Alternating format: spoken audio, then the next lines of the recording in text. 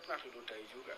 Oh, diludahi juga. Oleh orang-orang yang habaib, Oh, tapi rasa habaib. HTI gitu Rasa ya. HTI. Habaib rasa Wahabi. Dulu Habib-Habib itu terprovokasi dengan pemikiran-pemikiran Wahabi, HTI. Nah, sekarang mereka udah pernah merasakan ya. Sekarang mereka merasakan bahwa apa yang saya kerjakan dulu itu semuanya benar. Oh, gitu. Bahwa kita bisa dikatakan Habib-Habib zaman sekarang itu sudah mulai pada kebingungan. Mereka itu sekarang itu berusaha bagaimana caranya agar orang pribumi Nusantara, agar umat muslim kembali menjadi pengikut mereka, percaya kepada mereka, mengikuti apa saja apa yang mereka perintahkan. Namun sayang seribu sayang, kelihatannya hal itu sangat sulit terjadi. Tapi sekarang saya mendapatkan video dari seorang Habib. Ternyata sesama Habib itu juga saling bermusuhan. Tidak hanya memusuhi orang pribumi Nusantara, tetapi sesama Habib itu ternyata juga ada yang cocok, ada yang tidak cocok. Kita simak video keluh kesah dari seorang Habib bernama Husein Baagil. Bismillahirrahmanirrahim. Assalamualaikum warahmatullahi wabarakatuh. Saya sudah lama untuk ingin membuat video ini dengan menunggu momen yang tepat. Jadi dengan polemik apa yang ada saat ini, saya bersyukur kepada Allah Subhanahu wa Ta'ala. Oh, malah bersyukur ya. Dulu banyak orang yang menghujat saya diintimidasi. Oh. Bahkan saya dibuat konten-konten oleh orang-orang yang menyatakan dirinya habaib. Saya dibuat konten dengan menceritakan Habib Ali Habsyi. Saya dibuat konten, dicaci maki, dihina, bahkan dengan kata-kata kotor, bahkan dengan kata-kata provokasi, bahkan difitnah, dipersekusi. Oh, dipersekusi juga pernah. Video dan lain sebagainya. Mudah-mudahan mereka semua tahu saat ini bagaimana mereka berbalik arah. Dulu saya dihina karena membela Pak Jokowi. Ya.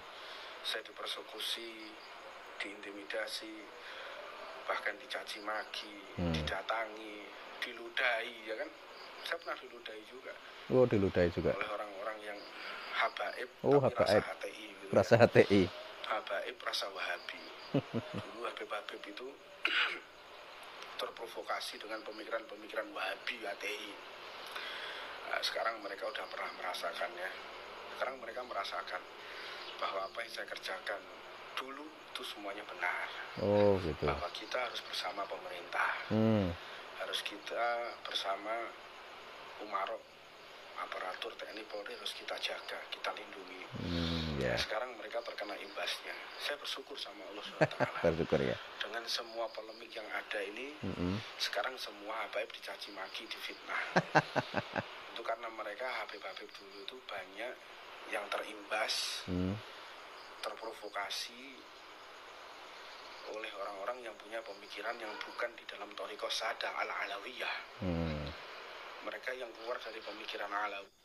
Jadi ternyata ini urusan politik ya. Saya kira tadi ini adalah urusan nasab Alawi, tapi ternyata cuma urusan politik. Jadi dia tadi berkeluh kesah bahwa dulu dia menjadi pendukungnya Pak Jokowi, kemudian ada Habib yang berseberangan, sehingga dia katanya dibully, dicaci maki dan lain sebagainya. Tapi ternyata ini urusan politik. Tadi saya kira dia mengatakan saya bersyukur tentang kejadian sekarang, itu saya kira soal nasab Alawi ini. Ternyata bukan. Padahal yang terpenting itu adalah tentang nasab ini. Nah, kalau soal politik itu adalah nomor 2. Kemudian terkait tentang adanya Habib yang kontra dengan pemerintah yang sah, ada Habib yang suka caci maki pemerintahan yang sah, itu adalah imbasnya saja. Tapi yang inti itu adalah justru tentang nasab Alawi ini. Kenapa? Karena ini adalah pondasi dasar sebagai salah satu alasan yang selama ini orang di Indonesia, orang di Nusantara menjadi pengikutnya habaib. Orang di Indonesia, orang di Nusantara menjadi jonggohnya Habib. Itu adalah karena soal nasab ini. Jadi sebenarnya persoalan yang sangat penting itu justru soal nasab. Karena apa? Karena selama ini orang di Indonesia itu ya hanya terbohongi dan tertipu oleh pengakuan mereka. Sebab selama ini beberapa dari mereka juga sering mengaku bahwa mereka ini adalah keturunan Nabi. Dalam tubuh mereka mengalir darah Nabi. Nah ternyata begitu ada tes DNA, ternyata haplogrupnya G. Kemudian berdasar kajian ilmiah, ternyata nasab mereka tidak terkonfirmasi sebagai keturunan Nabi. Kemudian berdasar sejarah, ternyata ada Habib Utsman bin Yahya yang dulu menjadi anteknya penjajah Belanda. Yang inti itu adalah soal nasab. Nah kalau soal politik, di mana berpihaknya si Habib A, si Habib B, dan lain sebagainya, itu adalah urusan politik. Tapi intinya, kalau misalnya Habib ini masih arogan dan seolah-olah melakukan hal yang sekiranya itu bertentangan dengan aturan pemerintahan yang ada, yaitu adalah tugas pemerintah untuk menyelesaikan persoalan tersebut. Tapi persoalan nasab ini yang paling inti. Jadi apa yang disampaikan oleh si Husein Ba'akil tadi, ya mungkin bisa dikatakan itu adalah untuk mengalihkan isu saja, mengalihkan perhatian masyarakat di Indonesia agar tidak lagi menyoroti nasab habaib, tapi bergeser menyoroti kelakuan habaib yang selama ini kontra dengan pemerintahan yang sah, terutama kontra dengan Pak Joko Widodo sebagai mantan Presiden Republik Indonesia. Sehingga dia berkeluh kesah bahwa dulu ketika dia mendukung Pak Jokowi ada Habib-Habib yang membencinya.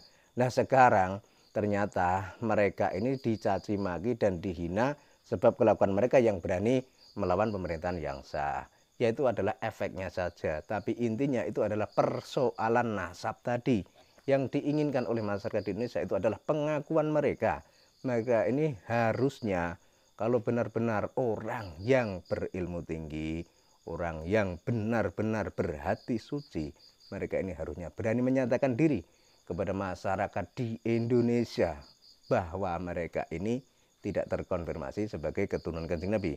Jika hal itu tidak dilakukan, ya otomatis masyarakat di Indonesia tidak akan lagi percaya kepada mereka. Meskipun ada yang mendukung pemerintah, ada yang tidak sepakat dengan pemerintah.